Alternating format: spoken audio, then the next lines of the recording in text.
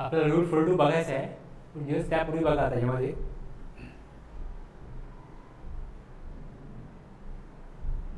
हा सबसेक्शन 4 आहे. आपण 1 to 3 बघितले ना,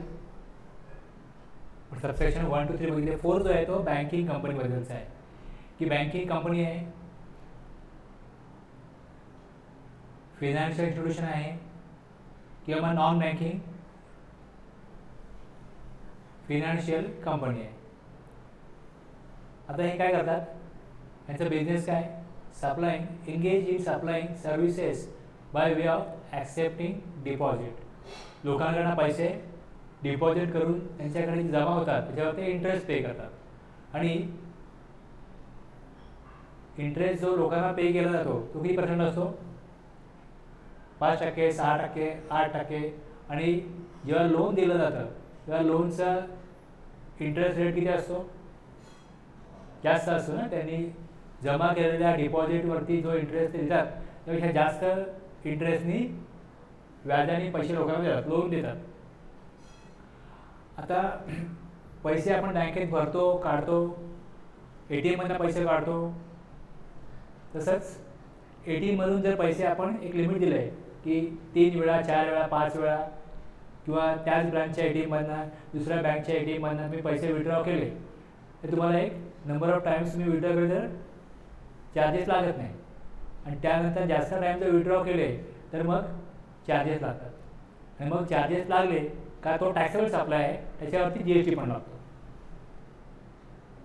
चेक रिटर्न केला, टॅक्सेबल सप्लाय आहे, चार्जेस लागतात, त्याच्यावर GST पण लागतो. पण जे इंटरेस्टचं लोन घेतलं जातं, लोनवरती जे इंटरेस्ट घेतलं जातं, लोन दिल्यावरती लोनचं कन्सिडरेशन काय, पैसे वापरायला दिल्याबद्दल इंटरेस्ट घेतला जातो. तो इंटरेस्ट जो सप्लाय ते करतात, लोनचा जो सप्लाय आहे त्यामध्ये इंटरेस्ट एक्झम्प्ट आहे. त्याचं जे इंटरेस्ट इन्कम आहे, जे आपण कन्सिडरेशन त्यांना पे करतो त्याच्यावरती GST लागत नाही. इंटरेस्टवर GST लावला जात नाही.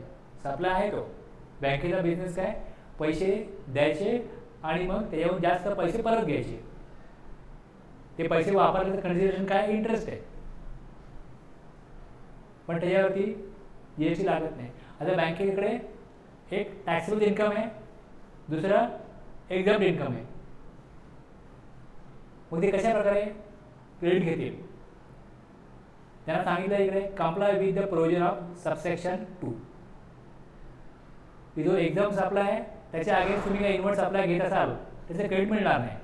आणि दुसरं, or avail of every month and amount equal to 50% of the eligible input tax credit or input capital goods and input services in that month and the rest shall lapse. 50% credit घ्या, 50% सोडून द्या. जो invert supply घेतला जाईल त्याच्या 50% तुम्ही credit घ्या. Outward सप्लायमध्ये exam पण सप्लाय आहे आणि टॅक्सेबल पण आहे. कुठला ऑप्शन वापरायचा आहे, provided that the option 1 exercise shall not be withdrawn during the remaining part of the present year. त्या वर्षाकरता एप्रिलला जे मेथड ते ऑप्ट करतील ती वर्षभर चालेल. पुढच्या वर्षी ते मेथड चेंज करू शकतात. आता 2 ब्रँचेसमध्ये सप्लाय जो होतो, 2 ब्रँचेसमध्ये एका बँकेने दुसऱ्या बँकेला सप्लाय केला, ते कन्सिडरेशन नाही आहे त्या केसमध्ये, ते कन्सिडरेशन देणार नाही. पण त्याचे काय चार्जेस असतील सप्लायचे, त्याच्यावर जो इनपुट टॅक्स क्रेडिट असेल तो मात्र 100% त्यांना क्लेम करता येईल. सेम परमनंट अकाउंट नंबर ब्रँचेसने सप्लाय केला, डिस्ट्रिक्ट पर्सनला सप्लाय केला, डिस्ट्रिक्ट पर्सन सोडून बाकीच्या पर्सन जो ITC असेल तो 50% घ्यायचा, 50% सोडायचा, अशा प्रकारची प्रोव्हिजन आहे. आता याच्यामध्ये तुम्ही 3 वाक्यात बघितलं इकडे तरी त्यातनं एवढंच कळतं की हेडिंग दिलं आपण optional 50% ITC to banking financial institution including NBFC avail every month and amount equal to 50%. 50% तुम्ही अवेल करा.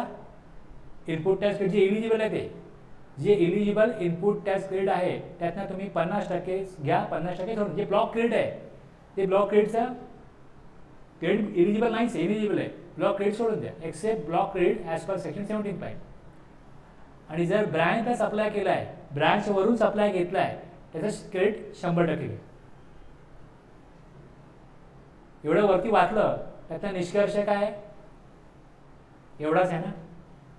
पण ही गोष्ट सांगण्याकरता किंवा हे इंटरप्रिटेशन येण्याकरता त्यांना एवढी सेंटेन्सेस घ्यावी लागली किंवा एवढे शब्द वापरायला लागले. आणि प्लस त्याचा रूल बनवला गेला, त्या रूलमध्ये पण ते सगळे सांगितलं गेलं आहे.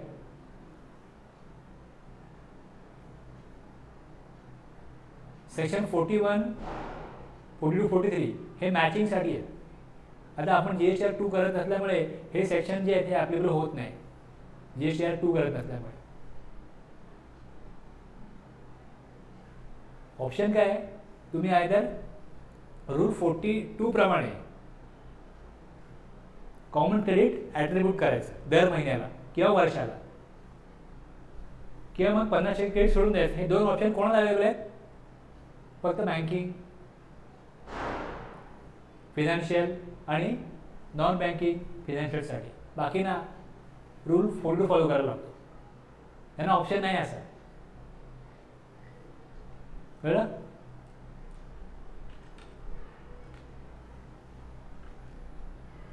आपल्याला काय बघायचं रूल 42. आता बघा थोडंसं मी काय केलं, कालच्या नोट्समध्ये आपल्या थोडंसं मी जे बोलत होतो ते मी इथे पुढे एक कॉलम वाढवला आणि त्यात ॲडिशन केलं आहे.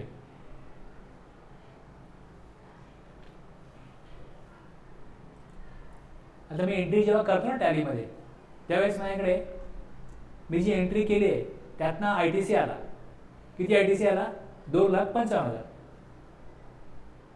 इनवॉइस तुम्ही रेकॉर्ड कराल ना, तुम्ही इनवॉइस रेकॉर्ड केल्यानंतर त्या इनवॉइसमध्ये, ह्या इनवॉइसमध्ये जे काय टॅक्स लावला गेला आहे, इनवॉइस 1 असो, 4 असो, 10 असो, जे इनवॉइस तिथे रेकॉर्ड केले असतील त्या रेकॉर्डप्रमाणे ITC रेकॉर्ड होतो. या ITC मधला रूल 42 प्रमाणे किंवा रूल 43 प्रमाणे 74,750 या एक्झाम्पलला एक्झाम सप्लाय करता वापरला गेला आहे. त्यामुळे तो रिव्हर्स केला आणि म्हणून तो ITC रिव्हर्स B कॉलमच्या 1 मध्ये आला.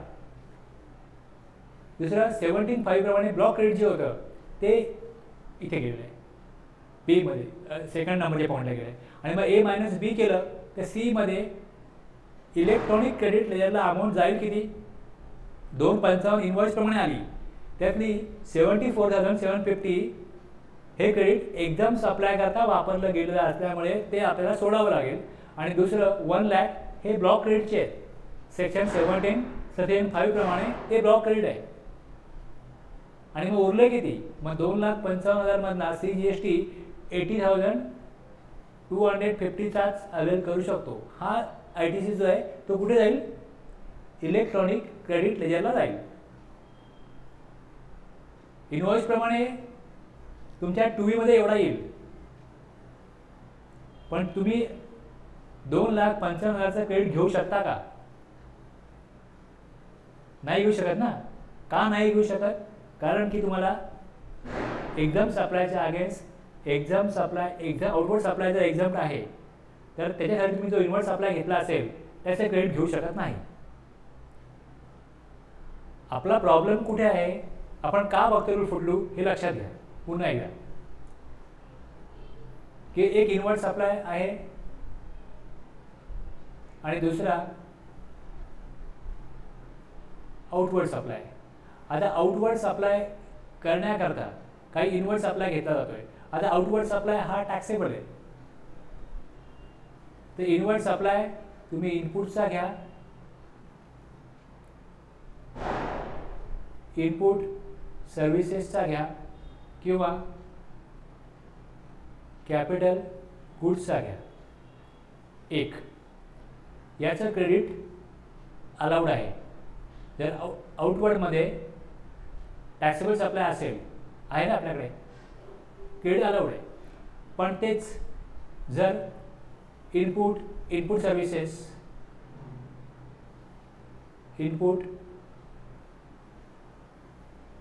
इनपुट सर्व्हिसेस आणि कॅपिटल गुड्स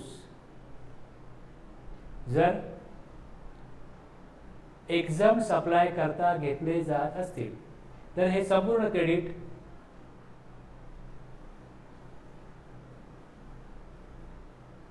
डिसअलाउड आहे, अलाउड होणार नाही, आपण क्लेम अवेल करू शकत नाही. तिसऱ्या केसमध्ये काय होतं की इनवर्ट सप्लायमध्ये इनपुट्स आहे, इनपुट सर्व्हिसेस आहे, कॅपिटल गुड्स आहे, पण आउटवर्डमध्ये एक्झाम सप्लाय पण आहे आणि टॅक्सेबल सप्लाय पण आहे, दोन्ही प्रकारचे सप्लाय आहेत. तर मग हे जे क्रेडिट आपण इनवर्ट सप्लाय जो घेतला आहे याच्यात जे क्रेडिट आत्ता आपण एक्झाम्पलला बघितलं 2,95,000 आहे, याला तुम्ही म्हणाल हे कॉमन क्रेडिट आहे. हे काय आहे? कॉमन क्रेडिट आहे, जे दोन्ही प्रकारच्या सप्लायला आउटवर्ड सप्लाय करता घेतलं गेलं आहे. ह्या कॉमन क्रेडिटमधला किती अमाऊंट क्रेडिट क्लेम करता येईल आणि किती अमाऊंट सोडून द्यायला लागेल हे कॅल्क्युलेट करण्याकरता आपण रूल 42 बघतोय. रूल 42 हा इनपुट आणि इनपुट सर्व्हिसेस करता आहे आणि रूल 43 हा कॅपिटल गुड्स करता आहे. हे दोन रूल तुम्हाला कशा प्रकारे कॉमन क्रेडिटमधली किती अमाऊंट ही तुम्ही क्रेडिट करू शकता, तुम्हाला किती अमाऊंट तुम्ही ITC क्लेम करू शकता आणि किती अमाऊंट तुम्हाला क्लेम करता येणार नाही, हे कॅल्क्युलेट करण्याकरता रूल 42 आणि रूल 43 आहे.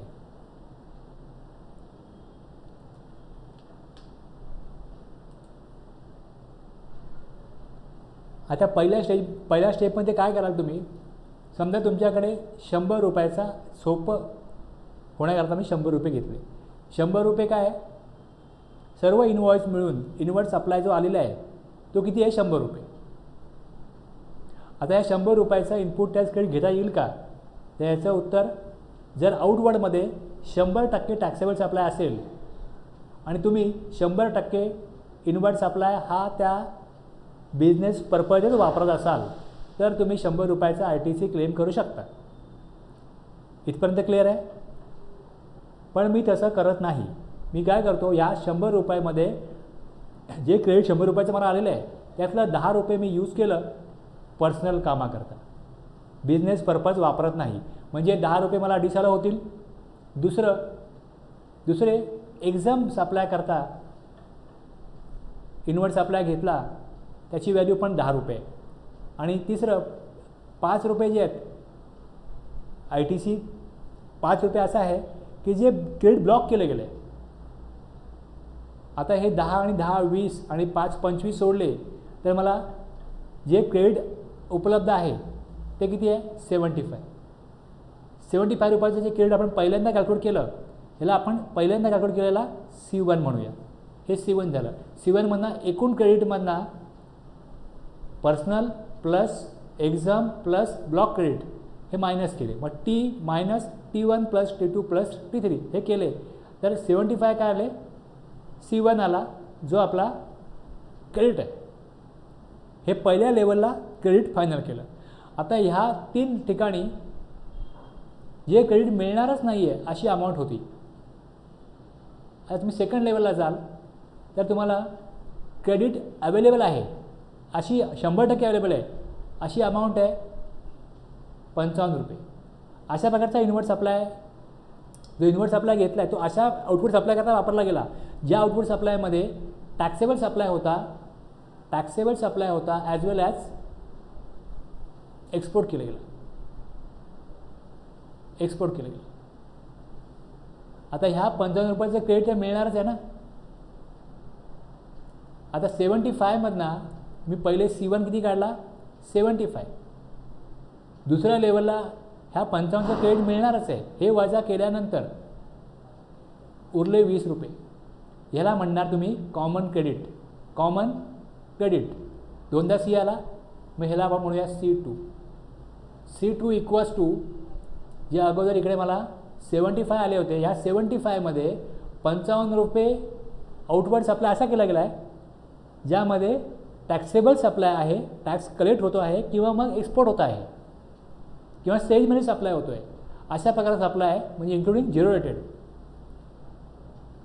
exclusively used for effecting supplies other than exempted but including zero rate supplies.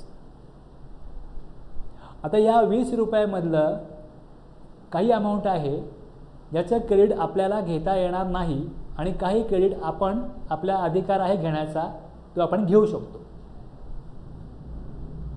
म्हणजे हे जे 20 रुपयाचं क्रेडिट आहे हे एक्झाम सप्लाय करता पण वापरलं गेलं आहे आणि टॅक्सेबल सप्लाय करता पण वापरलं गेलं आहे. आता या 20 रुपयासाठी तुम्हाला बघायला पाहिजे तुमच्याकडे एक्झाम सप्लाय ज्या महिन्यामध्ये आपण हे कॅल्क्युलेशन करतो आहोत त्या महिन्यात तुम्ही एक्झाम सप्लाय किती केला, तुम्ही जो सप्लाय आउटपुट सप्लाय केला ना त्यात तुम्ही एक्झाम सप्लाय किती केला आणि एकूण सप्लाय किती केला या दोन अमाऊंट तुम्हाला बघाव्या लागतील. तर समजा आपण बघूया असं की आपण 1000 रुपये टर्नओव्हर झाला आहे, 1000 रुपये टर्नओव्हर झाला एकूण. या 1000 रुपयामध्ये 400 रुपये हा एक्झाम सप्लायचा टर्नओव्हर आहे. 1000 टर्नओव्हर झाला त्यामध्ये 400 रुपये काय होते एक्झाम सप्लायचे होते. तुम्ही 1000 रुपयाचा गुड्स किंवा सर्व्हिसेस सप्लाय केले असतील. सपोज तुम्ही गुड्सची सप्लायला तुम्ही 1000 रुपयाचे गुड्स सेल आउट करतात सप्लाय करतात त्यामध्ये 400 रुपयाचा एक्झाम सप्लाय. या तुम्हाला फॉर्म्युला दिलेला आहे इकडे की काय करा तिकडे एक्झाम सप्लाय किती आहे 400 डिवाइड बाय एकूण सप्लाय किती आहे 1000. तुमच्याकडे कॉमन क्रेडिट किती आहे इथे आलेलं 20 रुपये इंटू 20. तर एक्झाम सप्लाय करता तुम्ही 8 रुपये वापरले अशा प्रकारे तुम्हाला इथनं उत्तर मिळेल. म्हणजे 8 रुपये क्रेडिट घेता येणार नाही अशा प्रकारचं तुम्हाला इथे उत्तर मिळेल. तसंच जे 20 रुपये आहेत त्या 20 रुपयाचे आणखीन 5% काढा. 20 रुपयामधनं 5% आणखीन वजा करा. कशासाठी तुम्ही पर्सनल पर्पज करता 5% ऑल्दो वापरले नसले तरी तुम्ही वापरले असं तुम्हाला कॅल्क्युलेशन करावंच लागेल. त्या 20 रुपयामधनं जर 5% कॅल्क्युलेट केले तर ती अमाऊंट आली 1. म्हणजे 20 रुपयातनं 8 आणि 1 9 वजा केले तर 11 जे आहे हे 11 काय आलं तुम्हाला क्रेडिट क्लेम करता येईल याची अमाऊंट आली. याचं उत्तर तुम्हाला आलेलं आहे. म्हणजे 20मधनं 9 मायनस केले तर 11चं क्रेडिट मिळेल. कॉमन क्रेडिटमधनं 9 रुपये क्रेडिट घेता येणार नाही आणि 11 रुपये क्रेडिट घेता येईल. आणि जे टॅक्सेबल सप्लाय जो केला आउटवर्ड सप्लाय त्यातले 55 रुपये आहेत. म्हणजे 55 प्लस 11 एकूण 66 रुपयाचं क्रेडिट घेता येईल. आणि बाकीचे जी अमाऊंट आहे जी एक्झाम सप्लाय करता वापरली किंवा नॉन बिझनेस पर्पज वापरली ते क्रेडिट क्लेम करता येणार नाही. कळला कन्सेप्ट?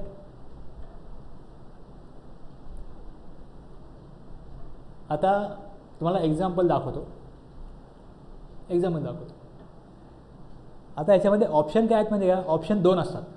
तुम्ही दर महिन्याला हिशोब करा एक्झाम सप्लाय किती आहे आणि टॅक्सेबल सप्लाय किती आहे दर महिन्याला करा 3Bमध्ये दाखवा. किंवा जर तुम्हाला महिन्याला करायचं नसेल तर तुम्हाला दुसरा ऑप्शन आहे तुम्ही इयरली पण करू शकता. तुम्ही इयरली करा. इयरली करायला गेलो तर एकदाच करायला लागेल ना ही प्रोसेस. दर महिन्याला बघू नका की कॉमन क्रेडिटमधला एक्झाम करता किती पोर्शन आहे आणि टॅक्सेबलला किती पोर्शन आहे हे बघू नका. म्हणजे याचा अर्थ तुम्ही एक्सेस क्रेडिट घेणार ना मग ते तुम्ही वर्षानंतर ते फिनान्शियल इयर संपल्यानंतर तुम्ही काय करा रिव्हर्स करा. म्हणजे मी जास्त क्रेडिट घेतलेला आहे ती जास्तची अमाऊंट जी क्रेडिट क्लेम केली आहे ती मी जेव्हा वर्षांनी रिव्हर्स करीन तेव्हा मला इंटरेस्ट द्यावा लागेल ना. मग तो इंटरेस्ट कधीपासून लागेल तर तो जो इंटरेस्ट द्यावा लागेल तो 1 एप्रिलपासून द्यायला लागेल. 1 एप्रिलपासून इंटरेस्ट द्यायला लागेल. 31 मार्च संपला तर तुम्ही मार्च रिटर्न फाईल कराल पहिले. ते कधी कराल 20 एप्रिलपर्यंत लास्ट डेट आहे. मग 1 एप्रिल ते जेव्हा तुम्ही मार्च रिटर्न फाईल कराल तुम्हाला पूर्ण एप्रिल टू मार्चमध्ये किती टर्नओव्हर झाला ज्यामध्ये एक्झाम सप्लाय किती होता टॅक्सेबल सप्लाय किती होता हे माहिती आहे ना, ह्या फिगर तुमच्याकडे असतील ना. मग त्या आधारे तुम्ही जेवढा एक्झाम सप्लायचा ITC तुम्ही जास्त क्लेम केला होता, एक्सेस क्लेम केला होता, तो तुम्ही रिव्हर्स करा. म्हणजे तुम्ही आयदर ITCमधनं अमाऊंट कमी करा किंवा तुम्ही तेवढी अमाऊंट लायबिलिटीमध्ये ॲड करा आणि त्या लायबिलिटीवरती 18% इंटरेस्ट पण जमा करा. समजा तुम्ही 20 एप्रिलला ही प्रोसेस करत असाल तर 1 एप्रिल ते 20 एप्रिल या 20 दिवसाचा इंटरेस्ट तुम्हाला ते जमा करावा लागेल. आणि जर तुम्हाला अशा प्रकारचा इंटरेस्ट द्यायचा नसेल तर तुम्ही महिन्याला कॅल्क्युलेट करा. आता केव्हा केव्हा कसं होतं की एखाद्या महिन्यामध्ये एक्झाम सप्लाय नसेल, if no turnover during the tax period, values not available, turnover for last period may be use. आता जर एखाद्या महिन्यात एक्झाम सप्लाय नाही आहे किंवा टॅक्सेबल सप्लाय नाही आहे, एकाच प्रकारचा सप्लाय होतो आहे त्या महिन्यामध्ये, तरी पण तुम्हाला इन्व्हर्स सप्लाय तुम्ही घेतला आहे तो हिशोब करावा लागेल आणि मागच्या महिन्याच्या फिगर्सच्या आधारे तुम्ही तो हिशोब करा. म्हणजे हा हिशोब काय ॲक्युरेट असणार नाही ना.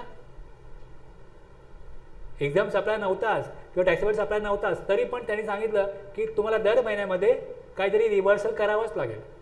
मग पूर्ण वर्ष संपल्यानंतर तुम्ही जसं महिन्याला रिव्हर्सल केलं आहे तसं वर्ष संपल्यानंतर पुन्हा एकदा तुम्ही त्याचा हिशोब करा. आता एकतर काय होईल, वर्षभरामध्ये जो टॅक्सेबल टर्नओव्हर केला आहे आणि वर्षभरात जो एक्झाम टर्नओव्हर केला आहे ह्याच्यापेक्षा मी जास्त ITC क्लेम केला असेल किंवा कमी ITC क्लेम केला असेल. जर जास्त तुम्ही क्लेम केला असेल तर मग रिव्हर्स करा, जेवढी अमाऊंट रिव्हर्स येईल तेवढ्यापर्यंत इंटरेस्ट लागेल. आणि जर का मी कमी ITC क्लेम केला असेल म्हणजे मला आणखीन ITC क्लेम करता यायला पाहिजे ना, मग तुम्ही तोही क्लेम करू शकता. अप टू सप्टेंबर हे तुम्ही करू शकता. जर तुम्हाला काय लायबिलिटी पे करायला येत असेल, तुम्ही 1 एप्रिलपासून पुढे ज्या वेळेस कधी रिव्हर्स कराल तुम्हाला तेवढ्या महिन्याचा इंटरेस्ट द्यावा लागेल. आणि ITC क्लेम करायचं आहे तर तुम्ही लास्ट डेट काय असते, सप्टेंबरच्या रिटर्नची ड्यू डेट 20 ऑक्टोबर. 20 ऑक्टोबरच्या डेटपर्यंत तुम्ही ITC कमी क्लेम झाला असेल तो क्लेम करा. एक मंथली ऑप्शन आहे, दुसरा इयरली ऑप्शन आहे. हे दोन्ही ऑप्शनमधला जो ऑप्शन तुम्हाला सुटेबल वाटतो किंवा मग मंथली पण केल्यानंतर इयरली परत मॅचिंग करून बघावं लागेल. जर दर महिन्याला एक्झाम सप्लाय पण होतो आहे आणि टॅक्सेबल सप्लाय पण होतो आहे तर तुमचा मग इयरली कुठल्याही प्रकारचा फरक येणार नाही. फरक केव्हा येईल, एखाद्या महिन्यामध्ये एक्झाम सप्लाय नव्हता किंवा टॅक्सेबल सप्लाय नव्हता तरी पण मग मागच्या महिन्याच्या फिगर्सच्या आधारे कॅल्क्युलेशन केलं गेलं आणि काही अमाऊंट रिव्हर्सल केली गेली, ती आयदर एक्स्ट्रा रिव्हर्स झाली किंवा मग कमी रिव्हर्स झाली. जर मी जास्त रिव्हर्सल केली तर मी क्रेडिट असताना पण रिव्हर्स केली गेली असं लक्षामध्ये आलं वर्षभरानंतर तर मग तुम्ही क्लेम करा. आणि जर का कमी रिव्हर्स झाली असेल तर मग रिव्हर्स करा 1 एप्रिलपासून पुढे अप टू सप्टेंबरच्या रिटर्नपर्यंत.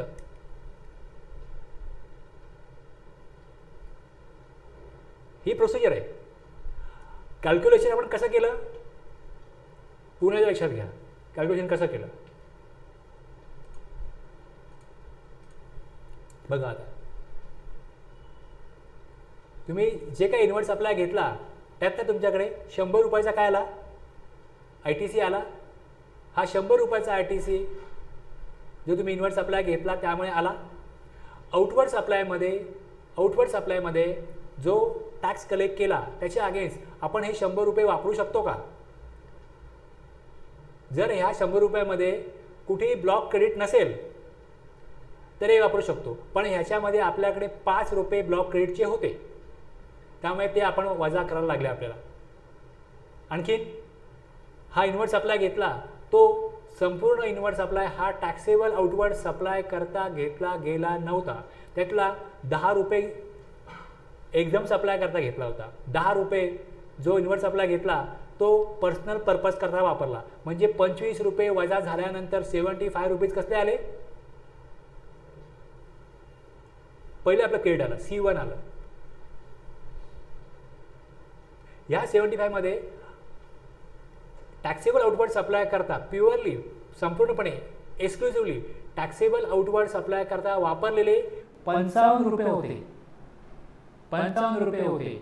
त्यानंतर आले 20 रुपये. हे 20 रुपये जे आहे हे कॉमन क्रेडिट करता वापरले गेले. इथे आपला C2 मिळाला. आता या 20 रुपयाला मधला किती ITC क्लेम करता येतो आणि किती ITC आपण क्लेम करू शकत नाही हे काढण्याकरता आपल्याला तुम्ही हा 20 रुपयाचा जो ITC वापरला त्या महिन्यात तुमच्याकडे जो ITC आलेला आहे तो तुम्ही बघा की एक्झाम सप्लाय किती होता आणि टॅक्सेबल सप्लायचा टर्नओव्हर किती होता हे काढा.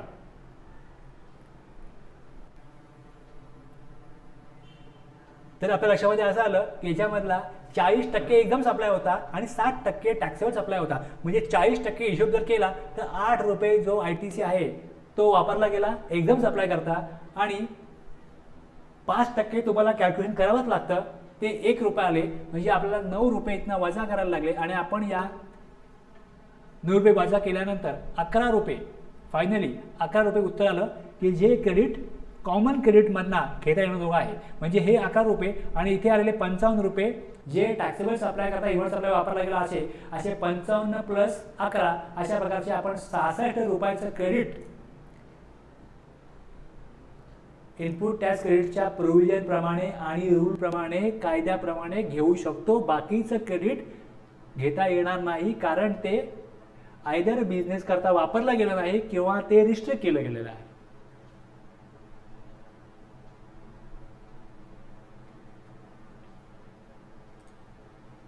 तर तुमच्याकडे ज्यावेळेस एखादा असा प्रॅक्टिकल प्रॉब्लेम येईल त्यावेळेस तुम्हाला बघावं लागेल की नक्की सिच्युएशनमध्ये काय आहे. ओके, एक ट्रान्झॅक्शन आहे बघा. मेकिंग ॲन ॲझम्पशन दॅट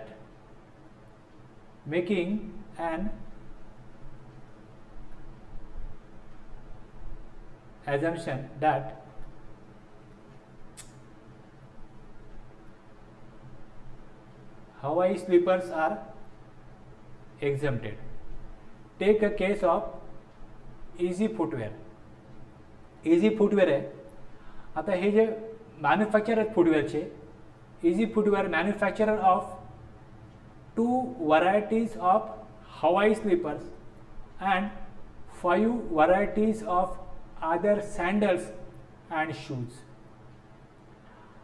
आता कुठल्याही प्रकारचं प्रॉडक्ट बनतं ते प्रॉडक्ट बनवण्याकरता त्याला काही साचा लागतो, काही टूल लागतात. A die is a specialized machine tool used in manufacturing industries to cut and or form material to a desired shape or profile. अशा प्रकारचं काय टूल असतं. ओके, आता याच्यामधनं या अशा प्रकारच्या डाईसमधनं ते काय बनवतात, स्लीपर बनवतात. Okay, dyes are used in the manufacture of all footwear.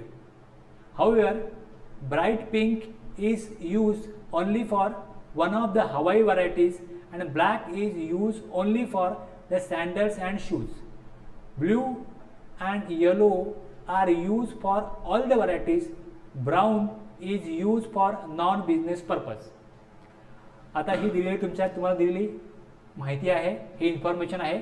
आता ह्या माहितीच्या आधारे तुम्हाला लक्षात घ्यायचे की जे इनपुट्स वापरले गेले inward supplies during the month. Inward supply काय घेतले, वरती तुम्हाला ॲक्टिव्हिटीज सांगितली आहे आणि खाली काय माहिती दिलेली आहे.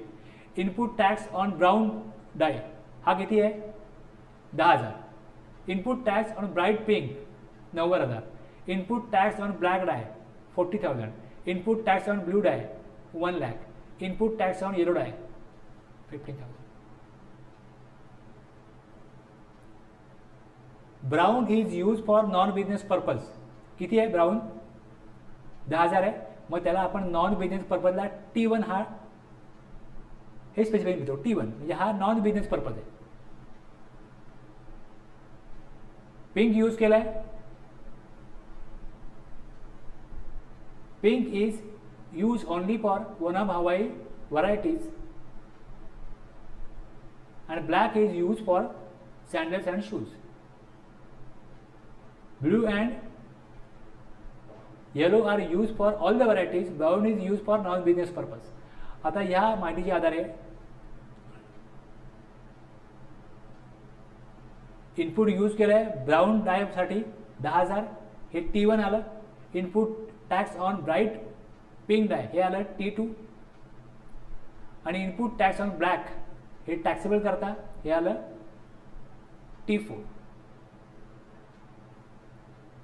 एकूण किती याच्यामधला 2,55,000 आहे. हा T जो आला हा किती आला 2,55,000. T3 म्हणजे ब्लॉक क्रेडिट आहे. ब्लॉक क्रेडिट काय नाही आहे या केसमध्ये, ब्लॉक क्रेडिट नाही आहे.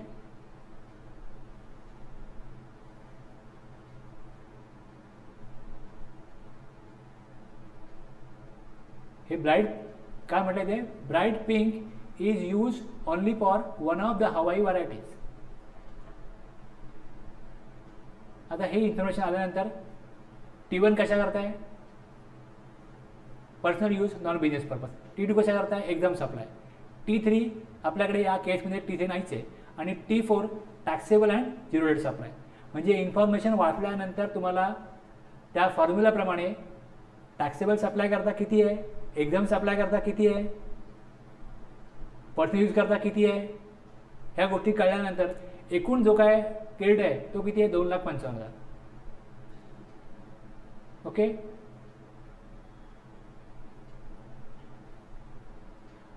ब्ल्यू आणि yellow are use for all varieties. त्यामुळे ब्ल्यू आणि येलो याची जी अमाऊंट आहे याला आपण कुठे स्पेसिफाय नाही केलं. T1, T2, T4 मधलं काय आलेलं नाही ते,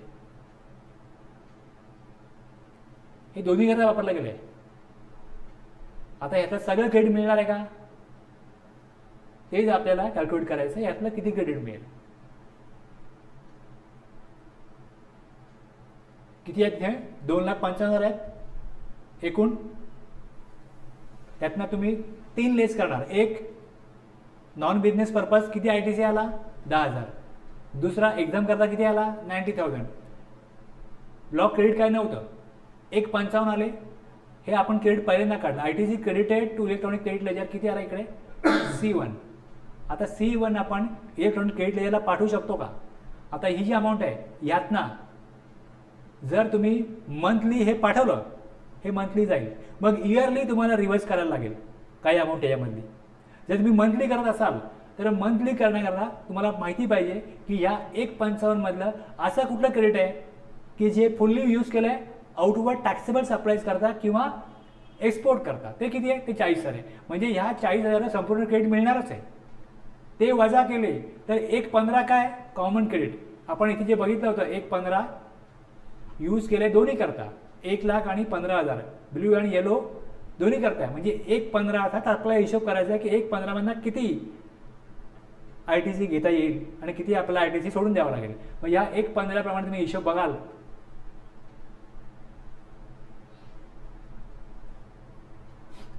तर इथपर्यंत आल्यानंतर या 1,15,000चं अपॉर्च्युनिमेंट करण्याकरता तुम्हाला काय लागतं, टर्नओव्हर लागतो आणि एक्झाम सप्लायचा पण टर्नओव्हर लागतो किती आहे. मग त्यात तुम्हाला माहिती दिली गेली की एकूण 5 करोडचा टर्नओव्हर झाला आहे आणि या 5 करोडमधला taxable shoes turnover of all varieties of taxable shoes हा किती आहे 2 करोड आणि एक्झाम सप्लायचा किती आहे 3 करोड. ओके. आता याप्रमाणे बघा 3 करोड डिवाइड बाय 5 करोड. करोडची अमाऊंट लिहिण्याकरता किती शून्य असतात,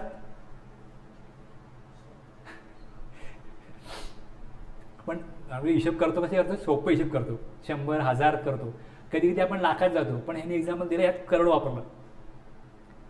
3 crore divide by 5 crore into credit किती आहे कॉमन क्रेडिट 1,15,000. या 1,15,000 मध्ये जर तुम्ही सोपा हिशोब केला तर 5 करोडमध्ये 3 करोड काय दिलं आहे एक्झाम सप्लाय. म्हणजे 60% अमाऊंट झाली ना ती, 60% अमाऊंट झाली. म्हणजे या 1,15,000 मधली 60% अमाऊंट जी आहे ती तुम्हाला रिस्ट्रिक्ट होणार आहे. आणि प्लस यामधली 5% अमाऊंट अजून असणार आहे ती आहे 5,750 जी वापरली गेली पर्सनल कामाकरता असं मानलं जातं. वापरली असो नसो ते मानलं जातं. त्यामुळे ती अमाऊंट 5% काढल्यानंतर 1,15,000वरती 5% अमाऊंट काढल्यानंतर ती आली 5,750. मग ह्या दोन अमाऊंटची टोटल केल्यानंतर अमाऊंट येते 40,000 टोटली. फायनली 1,15 म्हणजे तुम्ही हे वजा केले तर अमाऊंट किती आली? 40,250. कॉमन प्रिंट आहे.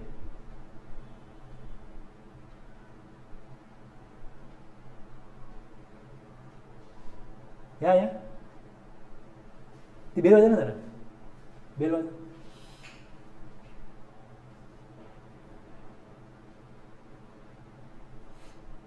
एक मिनट मी आलो.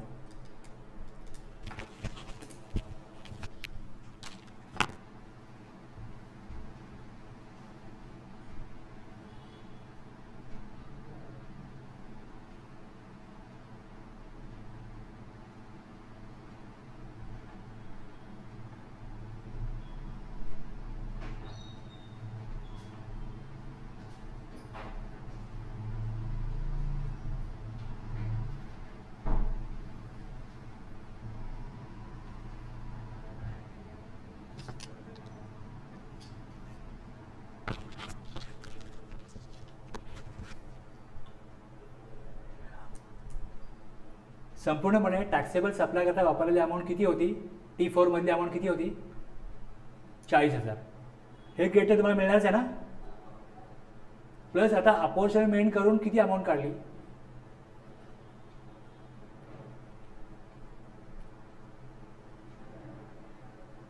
हे 40,000 प्लस 40,250. मग D1 plus D2 equals to आली अमाऊंट. ॲड किती अमाऊंट डिस्ट्रिक्ट केली गेली ती सोडून.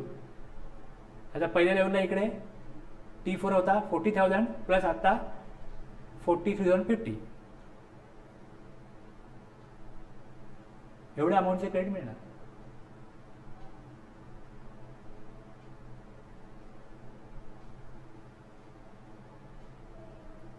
आणि मग त्याचप्रमाणे त्याची मग एंट्री करायला लागली.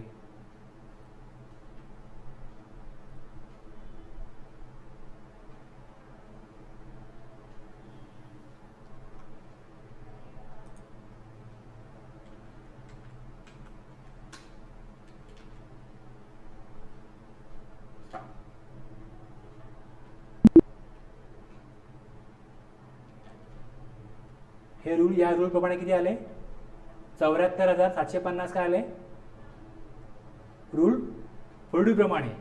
आणि 1 लाख काय होते? इनएलिजिबल होते. का? आयदर पर्सनल कामाकरता वापरले किंवा एकदम सप्लाय करता वापरले. अपॉर्च्युनिमेंट करून किती आले? 2,55,000 मधना ITC रिव्हर्स करायला लागला 74,750चा आणि 1 लाख एक्झाम सप्लाय करायला वापरले गेले. तसंच आहे ना, एक्झाम सप्लाय करायला वापरलेत ना 1 lakh.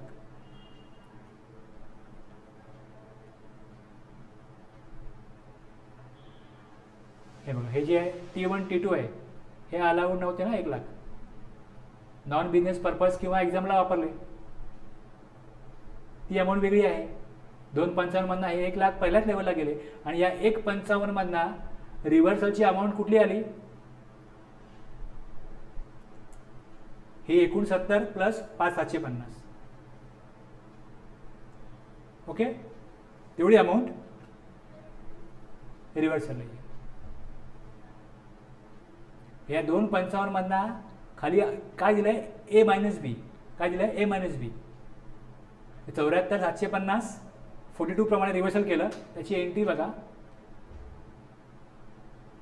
Reversal of ITC CGST 74,750 आणि HGST 74,750. हे वेगवेगळे काढायला लागतं. IGST असतात त्याचं वेगळं काढायला लागतं. आणि हे 1 लाख जे आहेत हे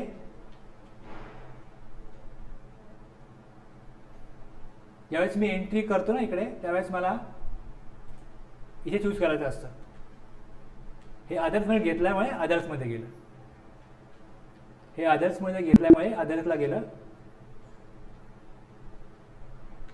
आणि इथे जेव्हा एंट्री केली त्यावेळेस स्टॅट ॲडजस्टमेंटला हा रूल दिल्यामुळे त्यामध्ये गेलं. कळलं? त्यामुळे ते त्या कॉलममध्ये रिफ्लेक्ट झाला की तुम्ही का रिव्हर्स करता आहात. बीमध्ये एवढंच आहे आयटीसी रिव्हर्सल, एक रूल 42 प्रमाणे आणि दुसरं अदर म्हणजे का ते इनपुट गुड्स किंवा सर्व्हिसेस यूज केले नॉन बिझनेस पर्पज म्हणून ते ग्रेड घेत नाही. पण तुमच्या सप्लायरनी ज्या वेळेस तो इनवॉइस अपलोड करेल, जर तुम्ही सप्लायरला जीएसटी नंबर दिला असेल तुमच्या बिझनेसचा, तर ते 2,55,000 तुमच्या 2A मध्ये 2B मध्ये येतील. 2A मध्ये आले 2B मध्ये आले म्हणून तुम्हाला हा आयटीसी क्लेम करता येईल का?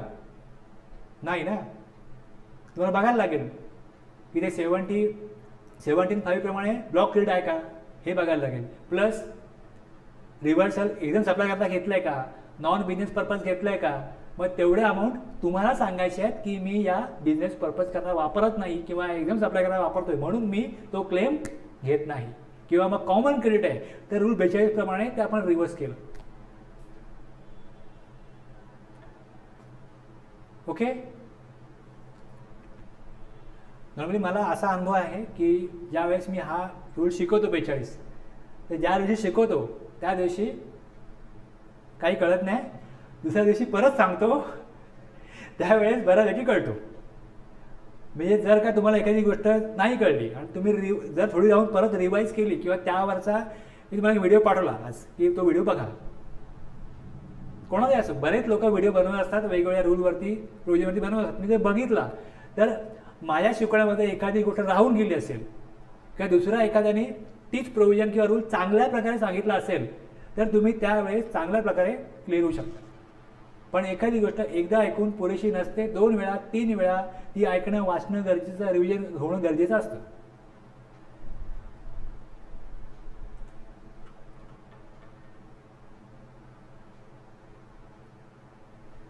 अजून एक दुसरं एक्झाम्पल दिले त्या पण तसं होणार. तुम्हाला तुम्ही एक्झाम्पल वाचल्यानंतर तुम्हाला काय येईल तिकडे काढायचं काय, पर्सनल यूज करता किती आहे T1, एकदम सप्लाय करता किती आहे दुसरी अमाऊंट येईल. हे तुम्ही एखाद्या ट्रान्झॅक्शन जेव्हा वाचाल त्यातून तुम्हाला काय क्लासिफाय काय करायचं अमाऊंट, हे क्लासिफाय करा की पर्सनल पर्पज करता काय इव्हेंट सप्लाय घेतला आहे त्याच्यावरती किती आयटीसी पे केलं आहे, किती सप्लायला टॅक्स दिला आहे, किती आहे 7,500. मग T2 मध्ये बघा एक्झाम सप्लाय करता किती आहे, मग ब्लॉक क्रेडिट का आहे का ते बघा. आणखीन exclusively for making taxable supplies किती अमाऊंट आहे. या 4च कॅटेगरी येतील ना, 4च येतील. मग या 4 अमाऊंट वजा केल्या एकूण अमाऊंटमधनं तर काय मिळेल तुम्हाला, कॉमन क्रेडिट मिळेल. आणि त्या कॉमन क्रेडिटसाठी तुम्हाला काय लागेल, एकदम सप्लाय लागेल. एकदम सप्लाय किती आहे 2,25,000 आणि एकूण टर्नओव्हर किती आहे 30 लाख. 30 लाख टर्नओव्हर झाला, त्यामध्ये 2,25,000 काय होते एकदम सप्लायचे होते. Consider the following scenarios for the month of July 2021 in relation to supplies made in Maharashtra. Total ITC available किती आहे 1,50,000 टोटल आयटीसी आहे. या 1,50,000 मधले पर्सनल पर्पज वापरले किती होते 7,500. एकदम सप्लाय करता 15,000, 4,500, 1,05,000. या चौघांची आपण टोटल केली तर किती येईल,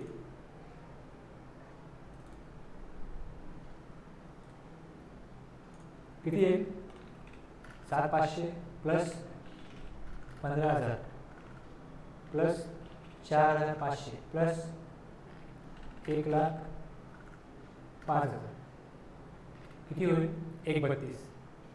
आणि एकूण आयटीसी किती आहे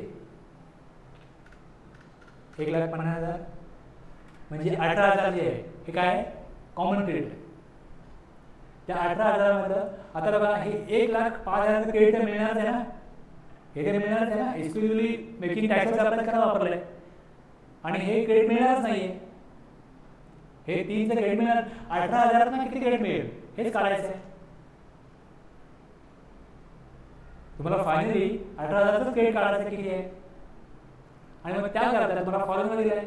तुम्हाला 2 व्हॅल्यूज पाहिजे, एक्झाम सप्लाय किती, टॅक्सेबल सप्लाय किती. जुलैमध्ये एक्झाम सप्लाय 2,25,000 आहे, टॅक्स एकूण दिलाय. आयदर तुम्हाला टॅक्सेबल वेगळा देतील किंवा मग एक्झाम प्लस टॅक्सेबल मिळून देतील, ही व्हॅल्यू आहे. मग या फॉर्म्युलाप्रमाणे 2,25,000 2,25,000 डिवाइड बाय 30 लाख इंटू 18,000 अपॉर्चमेंट झाले. बघा 30 लाखामध्ये 2,25,000 फार कमी अमाऊंट आहे, त्यामुळे 18,000 अगदी कमी अमाऊंट रिस्ट्रिक्ट झाली. सेम 5% पण त्याचे काढल्यानंतर 900 आले. बस या दोन्ही मिळून अमाऊंट ज्या टोटल येईल तेवढी काय तुम्हाला अमाऊंटचं क्रेडिट मिळणार नाही. एक्झाम सप्लाय कमी आहे, त्यामुळे 18,000मधनं बघा तुम्ही असं तर 15,750चं क्रेडिट मिळेल. ओके, मग 1,05,000 T4 होते ना, 1,05,000 प्लस 15,750 एवढं क्रेडिट मिळेल. आता मी काय बदल केला आज थोडं नोट्समध्ये, की ज्यावेळेस आपण सुरुवात करतो प्रोजेक्ट समजून घ्यायला T1 T2 वगैरे, तिकडेच मी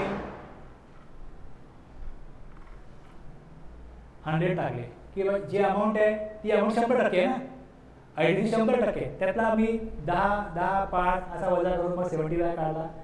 तर तुम्ही वाचाल, समजून घ्याल, एकदा लक्ष द्याल, तुम्हाला व्यवस्थित कळेल. आणि पुढे 2 एक्झाम्पल आहेत. 2 एक्झाम्पलमधनं शेवटी निष्कर्ष काय निघतो, कशाकरता काय वापरलं आहे हे समजून घेण्यात तुम्हाला थोडा वेळ द्यावा लागेल. मग तुम्हाला लक्षात येईल की कुठलं इनपुट कशाकरता वापरलं आहे. मग शेवटी फायनली कॉमन क्रेडिट किती आहे कळेल. जी प्रेझेंटेशन आहे, मांडणी जी आहे ती तुम्हाला करावी लागेल. आता इथे कसं सरळ तुम्हाला मांडूनच दिलं आहे, सोपं करून दिलं इकडे. T1 एवढा, T2 एवढा, T3 एवढा, T4 एवढा, आणि मग कॉमन क्रेडिट वजा बाकी केल्यानंतर कळतं की 18,000 आहे. आणि त्या 18,000 तुम्हाला एक्झाम सप्लाय डिवाइड बाय एकूण टर्नओव्हर इंटू कॉमन क्रेडिट केल्यानंतर आन्सर मिळेल. ठीक आहे.